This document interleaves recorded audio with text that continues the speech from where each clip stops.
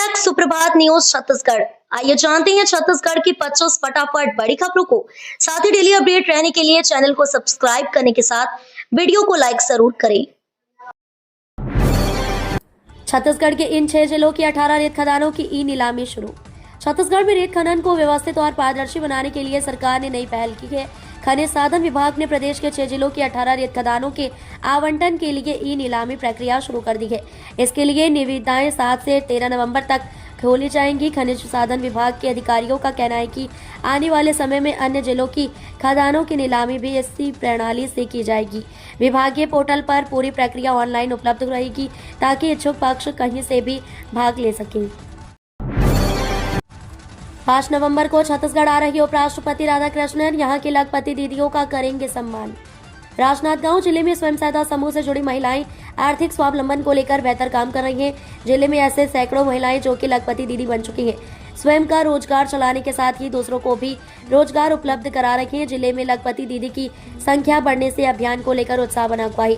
5 नवंबर को देश के उपराष्ट्रपति CP Radhakrishnan state high school ground में आयोजित एक कार्यक्रम में लखपति दीदियों का सम्मान करेंगे। जिला प्रशासन की टीम उपराष्ट्रपति के आगमन की तैयारी को लेकर जुटा हुआ है। पुलिस के साथ ये प्रशासनिक अधिकारी हर एक व्यवस्था पर ध्यान रख रहे हैं। रजत जयंती पर देशभक्ति से रंगेगा रायपुर का आसमान, वाइस प्रेसिडेंट होंगे शामिल। 4-5 नवंबर को सिल्वर जुबली सेलिब्रेशन में Surya Kiran aerobatic team air show करेगी। रायपुर कलेक्टर गौरव सिंह ने कहा कि हमारा राज्य अपनी सिल्वर जुबली मना रहा है। ये इवेंट 2 फेज में होगा। 4 तारीख को ट्रायल रन होगा और 5 तारीख को लाइव शो होगा। स्कूल के बच्चे भी इस सेलिब्रेशन का मजा लेंगे। सभी जरूरी इंतजाम कर लिए गए हैं। इस इवेंट में इंडियन एयरफोर्स के फाइटर जेट्स का रोमांचक शो होगा जो राज्य के युवाओं को डिफेंस फोर्स में शामिल होने के लिए प्रेरित करेगा। जिला प्रशासन इस प्रोग्राम को लेकर उत्साहित है। सरकार ने संभागायुक्तों और कलेक्टरों को जारी किए निर्देश। राजस्व विभाग के अंतर्गत पदस्थ लिपिकों की समस्याओं के निराकरण के संबंध में छत्तीसगढ़ कर्मचारी अधिकारी फेडरेशन ने राजस्व सचिव को पिछले दिनों ज्ञापन सौंपा था। ज्ञापन में बताया गया था कि राजस्व विभाग के अंतर्गत जिला एवं संभाग स्तर के कार्यालय में कार्यरत लिपिकों को पदोन्नति और समयमान वेतनमान का लाभ प्राप्त नहीं हो रहा है। विशेष रूप से कई जिलों में गोपनीय प्रतिवेदन समयावधि में पूरा नहीं होने के चलते प्रमोशन में विलंब हो रहा है और लिपिक पदोन्नति से वंचित हो रहे हैं। अब सरकार ने इस संबंध में दिशा निर्देश जारी किए गए हैं। मुख्यमंत्री साई की पहल से जशपुर को बड़ी सौगात, फरसाबहार में खुलेगा सत्यसाई मातृत्व शिशु अस्पताल। मुख्यमंत्री विष्णुदेव साई के नेतृत्व में जशपुर जिले की स्वास्थ्य सेवाएं लगातार नई ऊंचाइयों को छू रही हैं। अब फरसाबहार क्षेत्र में सत्यसाई मातृत्व शिशु चिकित्सालय एवं अत्याधुनिक बाल हृदय रोग उपचार अस्पताल की स्थापना की जा रही है। यह अस्पताल देश की प्रसिद्ध समाज सेवी संस्था सत्यसाई ट्रस्ट द्वारा स्थापित किया जाएगा। अस्पताल के लिए जिला प्रशासन ने 5 एकड़ भूमि का चिन्हांकन कर लिया है। स्थायी भवन निर्माण पूरा होने तक ट्रस्ट द्वारा फरसाबहार सामुदायिक स्वास्थ्य केंद्र में अस्थायी रूप से अस्पताल का संचालन किया जाएगा। राज्योत्सव में परिवहन विभाग की नई पहल, 24 घंटे में मिलेगी HSRP number plate. HSRP number plate के लिए परिवहन विभाग ने राज्योत्सव के अवसर पर एक नया पहल किया है, जिसमें वाहन स्वामियों को आवेदन करने के 24 घंटे के भीतर HSRP नंबर प्लेट मिल जाएगा। विदित हो कि HSRP नंबर प्लेट के लिए अब तक चल रही व्यवस्था के अनुसार पहले वाहन स्वामी ऑनलाइन रजिस्ट्रेशन करता है, जिसमें करीब 20-24 दिन बाद का स्लॉट मिलता है और कई बार तो महीने भर बाद का स्लॉट मिलता है। उक्त अवधि में नंबर प्लेट संबंधित फिटमेंट सेंटर में आता है और वाहन स्वामी वहां पहुंचकर नंबर प्लेट लगवाता है। लेकिन राज्योत्सव के अवसर पर परिवहन विभाग ने एक नई पहल की है। छत्तीसगढ़ में बढ़ेगी ठंड, कुछ इलाकों में हल्की बूंदाबांदी की संभावना। चक्रवात मोंथा के असर के खत्म होने के बाद अब छत्तीसगढ़ में बारिश की गतिविधियां लगभग थम गई हैं। कुछ जगहों पर हल्की बूंदाबांदी को छोड़कर अधिकतर हिस्सों में मौसम साफ रहा है। मौसम विभाग के अनुसार अगले 48 घंटों में शुष्क और ठंडी हवा का प्रभाव बढ़ेगा। इससे रात के तापमान में 2 से 3 डिग्री की गिरावट आएगी और ठंड बढ़ेगी। मौसम विभाग का कहना है कि समुद्र से आने वाली नम हवा का असर अब खत्म हो रहा है, जबकि उत्तर पूर्व से शुष्क हवा आने लगी है। छत्तीसगढ़ कांग्रेस में फेरबदल, जिलाध्यक्षों की नई सोच तैयार। छत्तीसगढ़ कांग्रेस संगठन में इस बार बड़े बदलाव की तैयारी चल रही है। प्रदेश में कांग्रेस कमेटी के 41 जिला अध्यक्षों में से केवल 5 मौजूदा पदाधिकारियों को दोबारा मौका मिलने की संभावना है। कांग्रेस की इस नई लिस्ट में लगभग 36 नए चेहरे सामने आएंगे। पार्टी सूत्रों के अनुसार ये बदलाव संगठन को नया और सक्रिय रूप देने के उद्देश्य से किया जा रहा है। कांग्रेस इस संबंध में आदेश जल्द जारी करेगी। पिछले 6 महीनों में कांग्रेस ने 11 जिला अध्यक्षों की नियुक्ति की थी, लेकिन कुछ जिलों में संगठन का प्रदर्शन उम्मीदों पर खरा नहीं उतरा। इसी वजह से जिन जिला अध्यक्षों का काम संतोषजनक नहीं रहा, उन्हें बदला जा सकता है। प्रदेश सरकार ने किसानों के हित में लिया एक और महत्वपूर्ण निर्णय। मुख्यमंत्री विष्णुदेव साय के नेतृत्व में प्रदेश सरकार ने किसानों के हित में एक और महत्वपूर्ण निर्णय लिया है।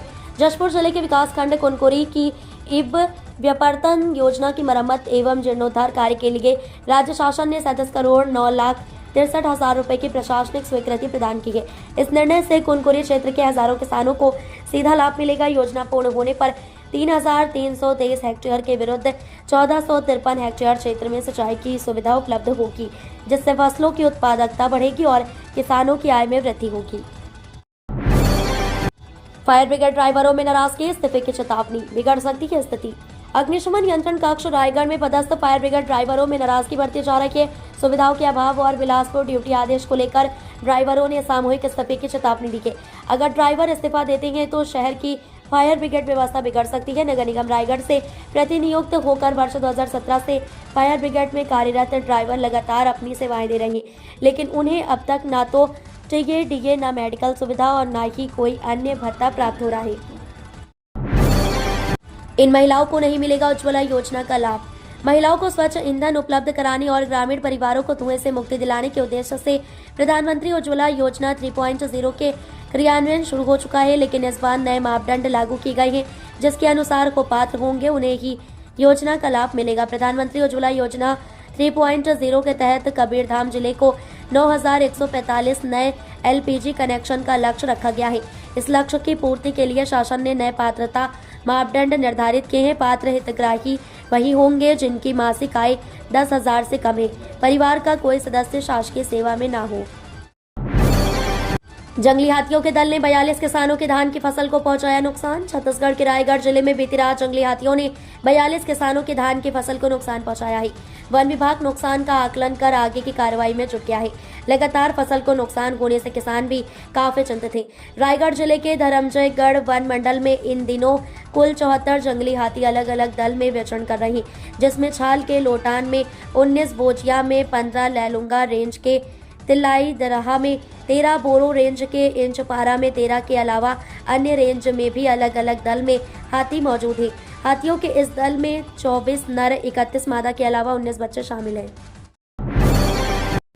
सिंधी समाज ने निकाली आक्रोश रैली, अमित बघेल पर एफआईआर। धमतरी में 5 नवंबर तक गिरफ्तारी का अल्टीमेटम।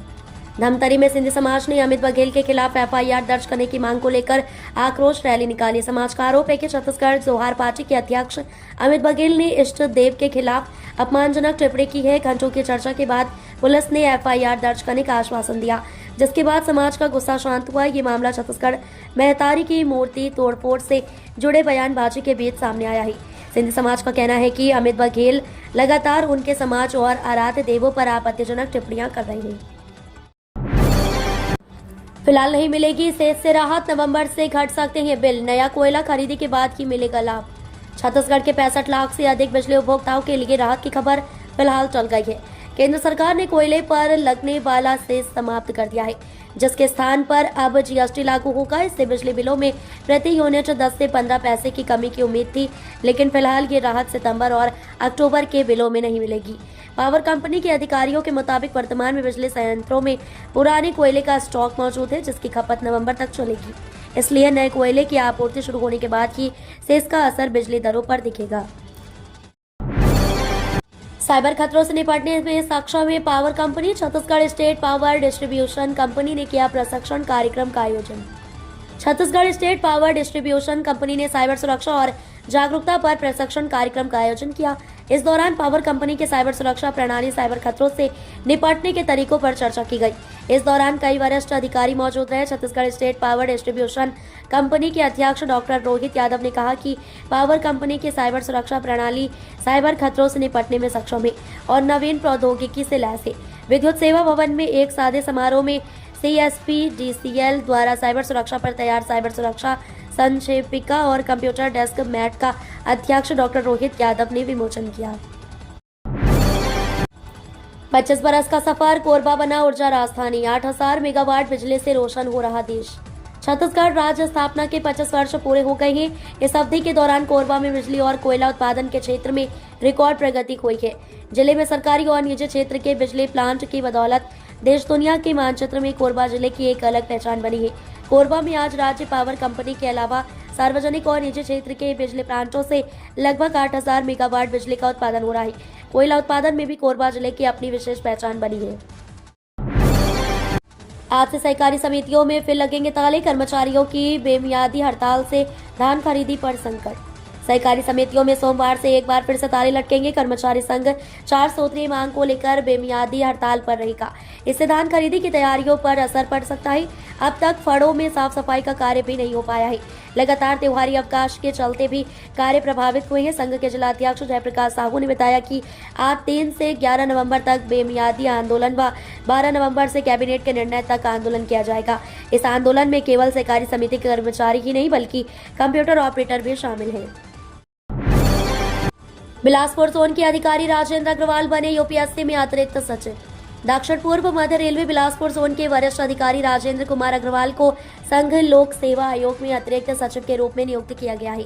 केंद्र सरकार के कार्मिक एवं प्रशिक्षण विभाग ने इस संबंध में आदेश जारी किया है। अग्रवाल भारतीय रेलवे कार्मिक सेवा के अधिकारी हैं और रेलवे प्रशासन में अपनी उत्कृष्ट कार्यशैली, नेतृत्व क्षमता और दक्षता के लिए जाने जाते हैं। अग्रवाल की इस नियुक्ति से दक्षिण पूर्व मध्य रेलवे और बिलासपुर जोन में हर्ष का माहौल है। रेलवे अधिकारियों ने इसे छत्तीसगढ़ और SACR परिवार के लिए गर्व का विषय बताया है। नक्सलवाद के खिलाफ पुलिस की बड़ी सफलता, 3 जंगलों से विस्फोटक सामग्री का जखीरा बरामद। नक्सलवाद के खिलाफ पुलिस को एक और बड़ी सफलता मिली है। पुलिस ने 3 अलग अलग जंगल क्षेत्रों में सर्च ऑपरेशन के दौरान नक्सलियों द्वारा छिपाकर रखी गई विस्फोटक सामग्री का बड़ा जखीरा बरामद किया है। जानकारी के अनुसार शोभा और जुगाड़ थाना क्षेत्र के जंगलों में पुलिस टीम को साइबिन कछार, कोदोमाली और भूतपेड़ा के जंगलों में छिपाई गई नक्सली सामग्री मिली। बरामद सामान में 4 नग कुकर, बम, इलेक्ट्रिक वायर, पटाखा एवं राशन सामग्री शामिल है। EPFO ने बदले निकासी नियम, अब निकाल सकेंगे पूरी राशि। कर्मचारी भविष्य निधि संगठन ने अपने नियमों में बड़ा बदलाव कर दिया है। नए नियमों में अब कर्मचारी अपने भविष्य निधि खाते से 100% तक राशि निकाल सकते हैं। यह सुविधा कुछ शर्तों के जरिए पूरी होगी जिससे सेवानिवृत्ति निधि पूरी तरह समाप्त न हो। नए नियमों के अनुसार कर्मचारी अब अपने EPF खाते से पूरी राशि निकाल सकते हैं। ये निकासी केवल विशेष परिस्थितियों में ही संभव होगी। EPFO ने स्पष्ट किया है कि यह सुविधा आकस्मिक जरूरतों को पूरा करने के लिए दी है।